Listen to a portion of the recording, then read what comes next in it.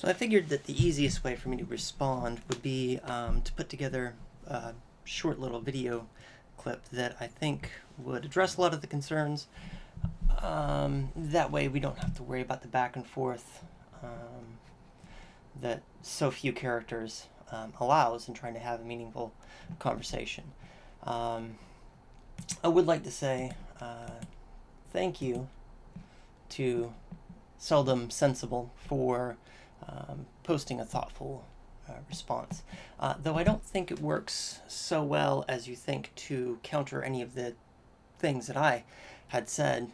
It does, however, provide a good launch pad for us to come together on some of the misconceptions that I think are going on in the conversation that we're trying to have. So what I'm going to do is turn to the video and play the video and respond to some of the things that the video talk about. You're entitled to your own opinion, but you're not entitled to your own facts. Daniel Patrick Moynihan. Questions about facts are obviously very different from questions about values, goals, or policies. Right. We can put particular competing explanations of economic disparities to factual tests, Right. and perhaps equally important, define our terms precisely enough so that we can at least know what we disagree about. Hopefully. While differences of opinion on issues may be inevitable, confusion on issues is not. Differences in income and wealth. What is the reason for differences in income and wealth among individuals, races, nations, or civilizations? The simplest answer is that there is no such thing as the reason. There are all sorts of factors, and many combinations and permutations of those factors. Nor have we enumerated them all, and it is by no means certain that anyone could do so. But what is clear from the factors we have considered thus far is that the possibilities are too numerous to reasonably expect equal economic outcomes, either. Here's where I'd like to interject. I think the first issue that I would have with this last statement is that simply because enumerating all of the possible factors may not be possible, that does not necessarily mean that we should give up attempts to better understand causal relationships. I don't think that that's hotly disputed, and I don't think that that's a radical take. I think that the endeavor to better understand, while accepting that a complete explanation, complete understanding will always elude us, doesn't negate our responsibility to do our best to understand the world. I think that the next thing discussed is going to have to do between with nations or within nations. What is clear from the factors we have considered thus far is that the possibilities are too numerous to reasonably expect equal economic outcomes, either between nations or within nations. Yeah, I don't think that that's anything that anybody wants to accomplish.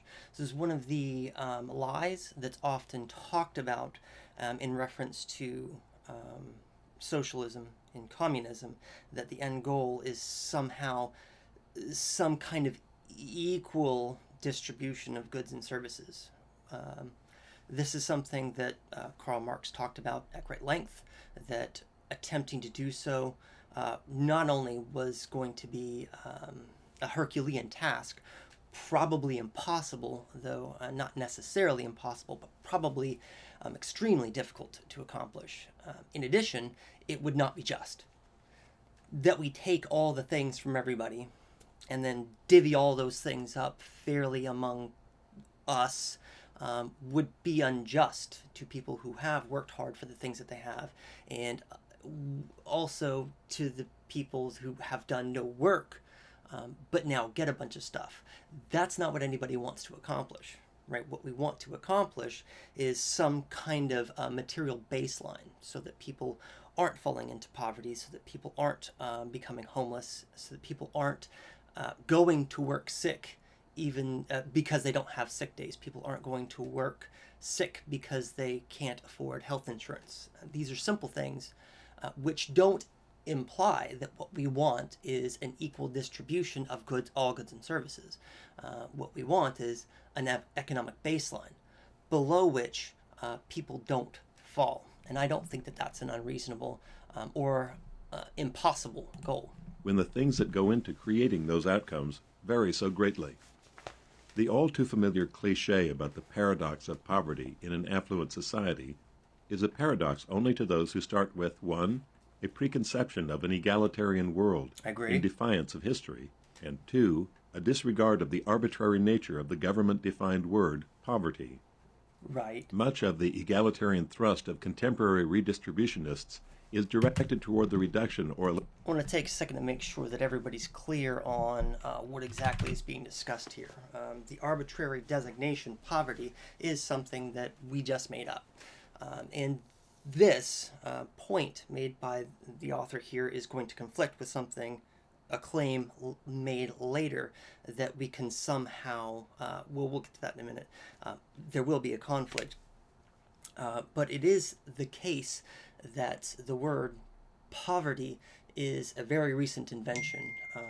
The author will say later that it is something that can be overcome with the production of wealth, and we'll have to deal with that too, because that simply cannot be the case. But we'll an egalitarian get there. world in defiance of history, and 2. A disregard of the arbitrary nature of the government-defined word poverty. Much of the egalitarian thrust of contemporary redistributionists is directed toward the reduction or elimination of income or wealth disparities or gaps between various groups.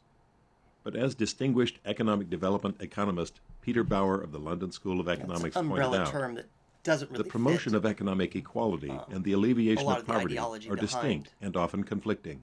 distribution. If everyone's income theory. doubles, that should certainly reduce poverty, but it would also widen income gaps and disparities. This is a good point. This applies to gaps and disparities both between nations and within nations.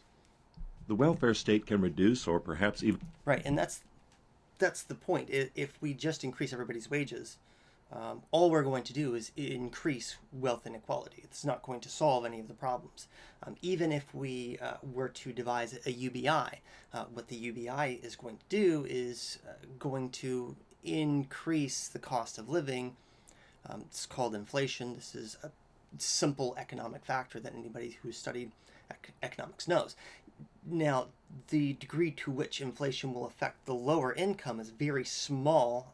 The degree to which it will affect the very rich is large, which is why UBI is a better solution, I think, than simply raising the minimum wage, because it does increase the relative wealth of those in the lower class.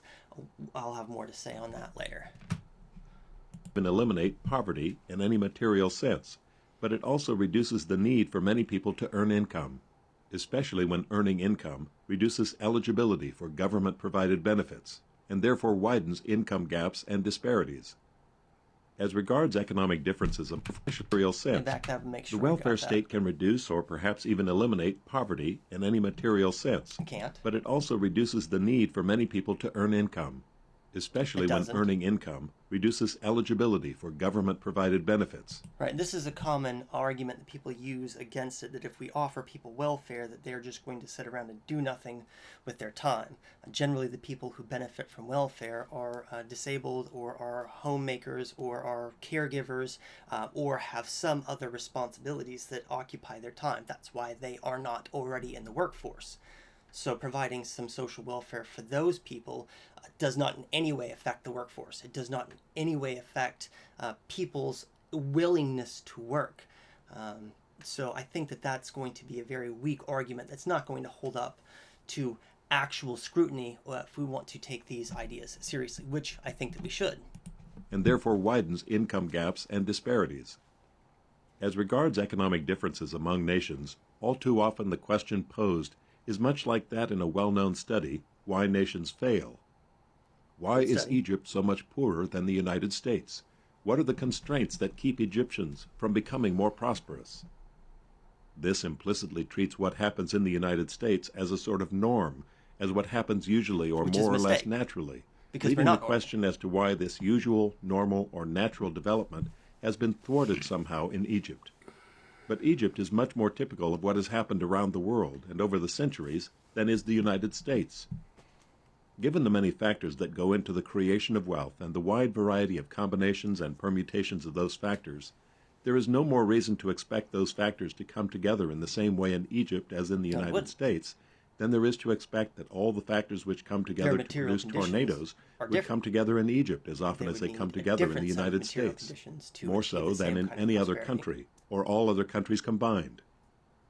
To pursue the analogy with tornadoes, there is nothing absolutely unique that strikes the eye about either the geography or the climate in the United States that I'm going to pause here and skip this long thing on tornadoes, which we don't need. No, we don't have a good reason for assuming that the United States is the normal or the baseline. combination of things that occur together in the middle of the country rather than on the coasts, Right? tornadoes in the world, to occur in the United States.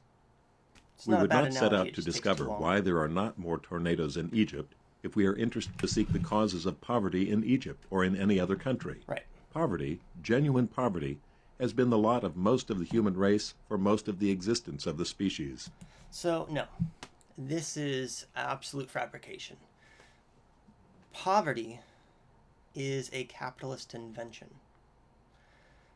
When people are living in grass huts and growing their own food and managing their own livestock and making their own shoes, because they don't have money, doesn't mean that they're lacking.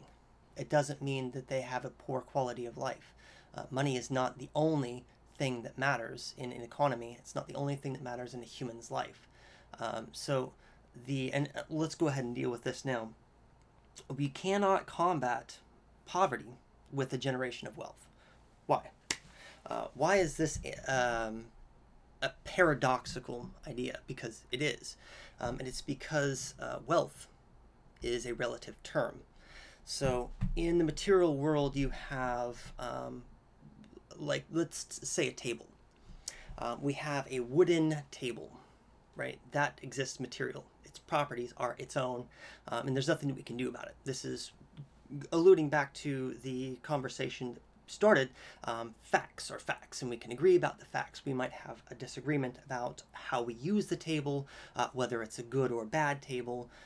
Those kinds of things are value based, but that there is a table is something that is factually based. Now, there is no such thing as wealth, which just exists. Wealth is a relative term in the same way that heat is a relative term. If in the universal sense, without the human conception, what would we call hot? A candle? A stove? The sun?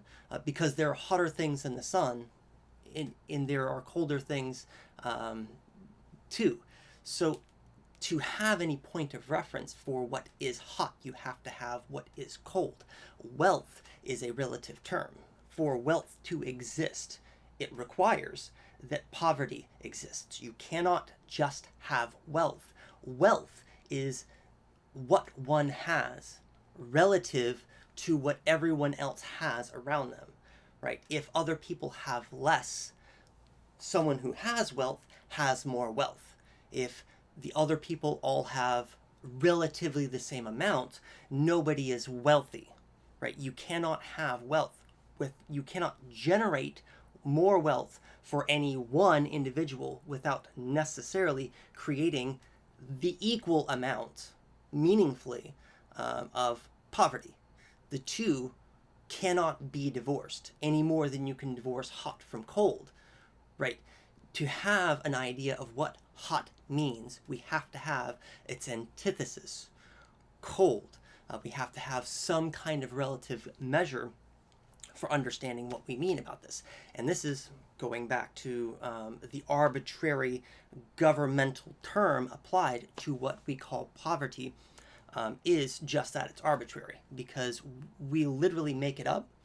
And in most cases, the poverty line moves not with the needs of the people and doesn't have anything to do with the health of an economy or the well-being of citizens in that economy. Wealth is, the poverty line is something which is used usually as a political device for either vying for more resources in this sector, or as a justification for depriving a certain sector of certain resources. It's not something which is statically existing in the real world. It is a relative term which requires the generation of wealth, requires necessarily the generation of poverty. You cannot have one without the other. However, a more reasonable question also appears in Why Nations Fail.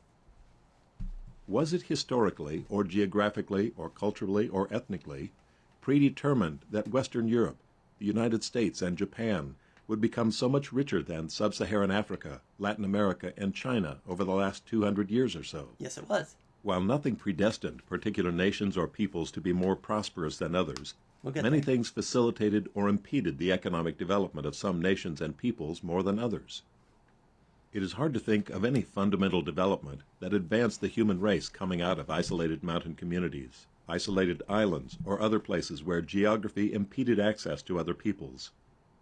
Australia being for millennia the classic example of a continent isolated from other continents, with Australian Aborigines being regarded as classic lagging peoples. It may suggest something about human beings in general that no given individuals or even small societies have been capable of reaching the heights of human achievements without access to the current and previous achievements of vastly larger numbers of other people. So this is speaking to the idea of cooperation, which is antithetical to capitalism. Capitalism requires that we pit our skills and abilities and projects against those of others. Capitalism is a zero-sum game. You're either making profits or you're losing profits. There is no in between. And the degree to which you are able to be successful in capitalism requires that you do so better than your competitors, which is the opposite of a cooperative environment. I think that stands on its own, should not need a The whole lot more invention of the explanation rangefinder, than used that. on naval ships and at one time on many cameras, drew upon mathematical principles developed in Greece more than 2,000 years ago Right, we as stand the on the back of Pythagorean giants. theorem, developed at other places and other times.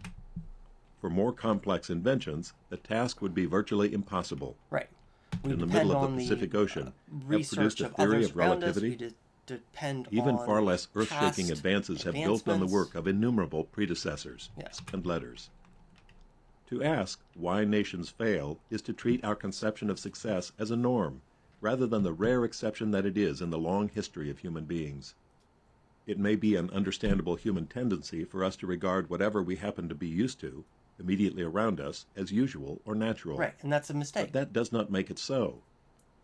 In pre-Civil War America, slavery was referred to as a peculiar institution because slavery was so inconsistent with the principles and antithetical. practices in the rest of American society.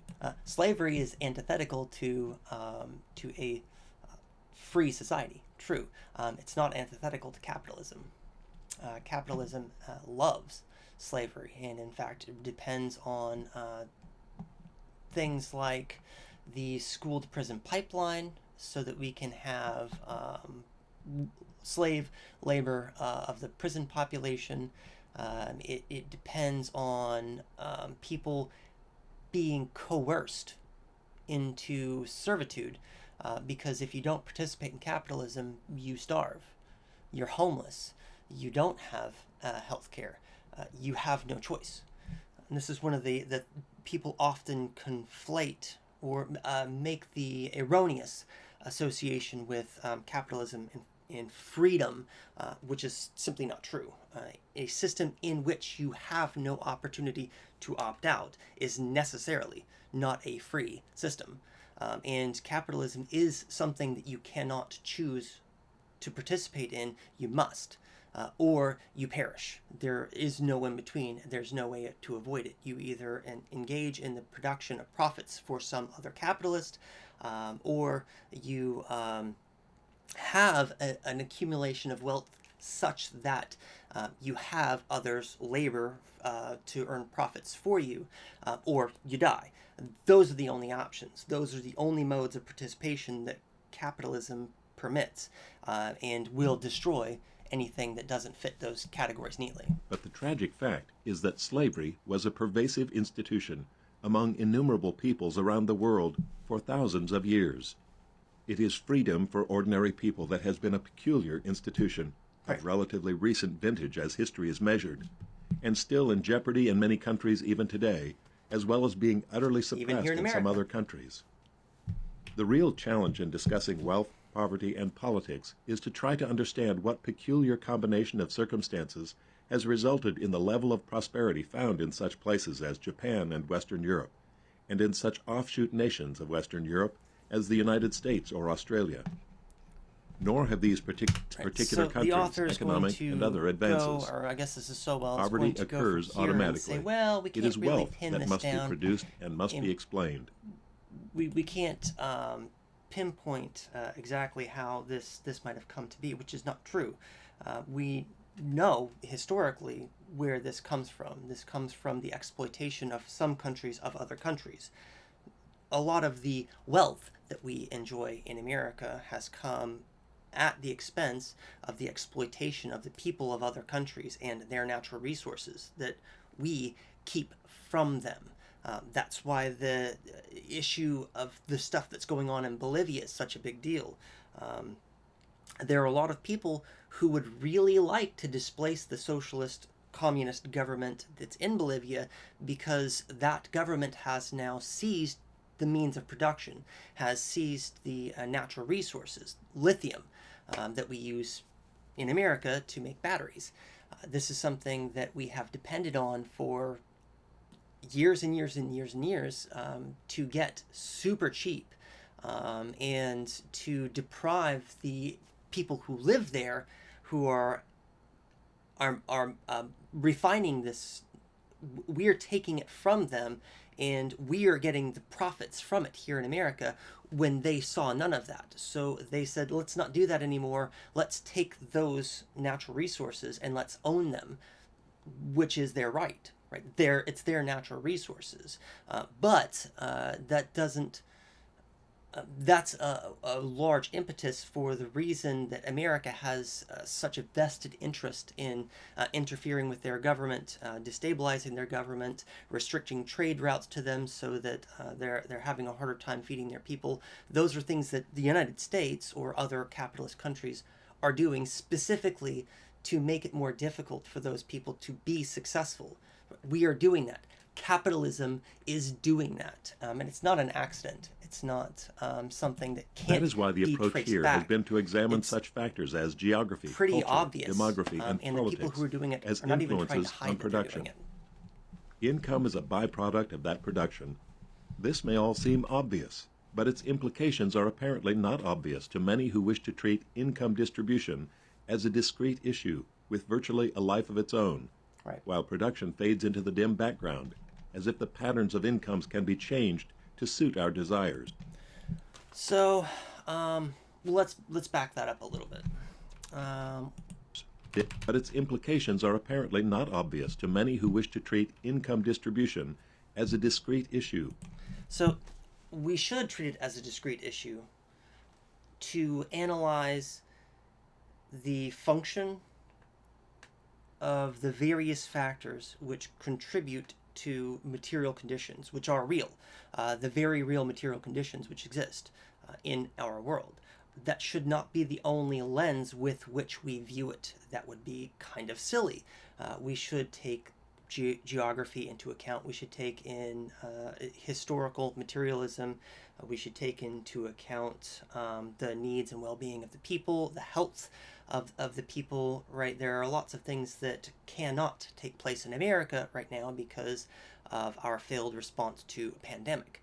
There are having all of the natural resources in the world does not have any bearing on the ability of the working class to utilize those, because right now the working class has one hand tied behind their back so far as the pandemic goes, but also live in poverty. Most of the working class live in relative poverty. Whether or not we consider this idea to be the term itself to be arbitrary, having poor access to food, or the food that you have access to is poor quality food, having access to health care, having basic material conditions need make a robust, strong working class. Right now in America, we don't do that. We give all of our money and all of our wealth to rich people who don't need it, while the working class who are doing the work in our economy are struggling to get by. So we do have to think about it as a discrete issue, right? We must, and we should. We should not think about it only in that way. What we do is it's the simple process of abstraction. We take a situation in front of us, we take out different elements of that, we examine those elements to understand them. Then we insert them back into the problem and to see what we can do about that problem now that we have better understood this one part of it. With virtually a life of its own, while production fades into the dim background, as if the patterns of incomes can be changed to suit our desires. And I'm not sure what this is in reference to, because this is an introduction, and I'm not sure where this is going either, because it's been decades since I've read this work. But I will say that we do have the ability to pursue production in any way that we imagine, in any way that we dream. We do have absolute control over the means of production. We could just do whatever we want to do. There are limitations to our material conditions, right? We can't make lead into gold magically, but what we can do is we can use the infrastructure that we have in place, the modes of distribution, the mechanisms for economic exchange. We can use these things that are already in place to better meet the needs of the people. It's not difficult, actually. The infrastructure is already there.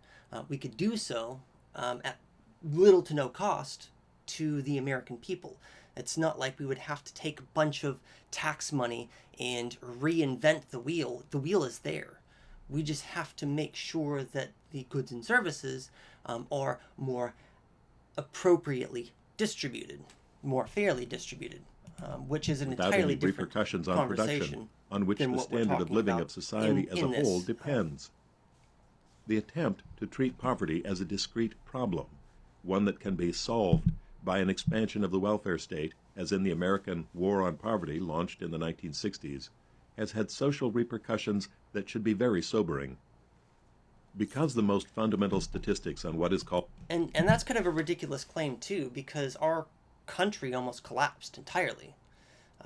The social initiatives of the New Deal and the establishment of welfare programs are the only reason that America is around today.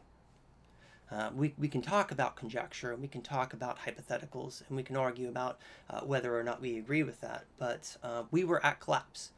Capitalism had led us to the precipice of collapse, and it was social welfare programs or socialist initiatives which saved our country from economic collapse, from total collapse. Called income distribution are so widely misunderstood, we need to begin by clarifying what these data do and do not mean.